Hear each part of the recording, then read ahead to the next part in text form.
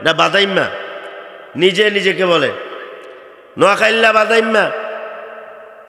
হাদিসের বিষয়ে যে নবী পাক সাল্লাল্লাহু আলাইহি সাল্লাম প্রস্রাব করেছেন, ওনার প্রস্রাব মোবারক দাঁড়িয়েছিল, এই সংক্রান্ত বলতে গিয়ে সে বলতেছে হাদিসের ভাষ্য হচ্ছে একটা জায়গায় মানে স্তূপাকৃত যেখানে ব্যবহার হয় না এরকম একটা জায়গায় নবী পাক গেলেন, সেখানে গিয়ে তিনি প্রস্রাব মুবারক করেছেন। কি মুবারক করেছেন? এখানে তাদের সাথে আমাদের একটা গ্যাপ আছে আকীদায়, তাজিমে, সম্মানে। সেটা কি? প্রস্রাব মুবারক আর প্রস্রাব, ঠিক কিনা বলেন? নবী পাক তিনি ওনার কি প্রস্রাব বলবেন না মুবারক বলবেন? পায়খানা বলবেন না মুবারক বলবেন? ওনার পায়খানায় কি এটা দুনিয়ার কোনো পায়খানার মতো ছিল? ওনার প্রস্রাব কি দুনিয়ার কোনো প্রস্রাবের মতো ছিল? ওনার রক্ত মুবারক কি দুনিয়ার কোনো রক্তের মতো ছিল?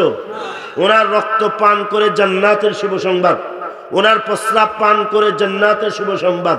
ওনার পায়খানা মুবারক করার পরে সাইয়্যিদাতুনা আয়েশা সিদ্দিকা রাদিয়াল্লাহু তাআলা আনহা বলে, ইয়া রাসূলুল্লাহ, আমি তো আপনার পায়খানা মুবারক পরীক্ষা করতে গিয়েছি যে আপনার পায়খানার অবস্থা ধরন দেখব, কিন্তু ঢুকলাম, আপনি পায়খানা করে বের হয়েছেন, ঢুকলাম কিন্তু দেখলাম সেখানে সুঘ্রাণ আর সুঘ্রাণ। কেন ইয়া রাসূলুল্লাহ, আপনি কি পায়খানা করেন নাই? কহা করেছি। কোথায়? সেখানে যে সুগন্ধ সুঘ্রাণ পাচ্ছি। আল্লাহ নবীজি বলে, ও আয়েশা, কোথায় পাবে? আল্লাহ তো আমাকে রহমতুল্লিল আলামিন করে সৃষ্টি করেছেন, এই জমিনের জন্য আমি নবী যা ত্যাগ করি এটা তাদের জন্যই রহমত। এটা তাদের জন্য কি? তাদের জন্য কি?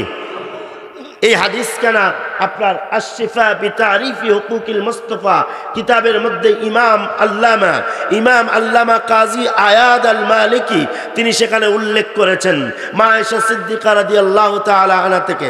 তাহলে আপনারা এবার বলুন, আল্লাহর নবীজি পায়খানা প্রস্রাব কি রহমত কিনা? জোরে বলেন, রহমত কিনা? তাহলে স্পষ্ট বোঝা যায় তাদের সাথে আমাদের এখানে আদব তাজিমের ক্ষেত্রে একটা গ্যাপ আছে না নাই? এইটাই বুঝে নেবেন ইমান কোথায় আর বেঈমানি কোথায়, ঠিক কিনা বলেন? ওই বেয়াদব বলছে আল্লাহর নবীজি নাকি যাত্রাবাড়ির টাঙ্কির মধ্যে গিয়ে দাঁড়িয়ে পেশাব করেছেন। নাউজুবিল্লাহ বলেন। এই জন্য ওই লোকটা কাফের মুরতাদ হয়ে গেছে। ওই লোকটা কি হয়ে গেছে? কাফের মুরতাদ হয়েছে। যারা সন্দেহ করবে তারাও কাফের, যারা সন্দেহ করবে তারাও কাফের হবে, আর যারা তার জেনে শুনে তাকে অনুসরণ করবে তারাও কাফের হবে। গালিগালাজ না করে পারলে কিতাব দিয়ে খণ্ডন করো, ঠিক কিনা বলো? পারলে কিতাব দিয়ে খণ্ডন করো।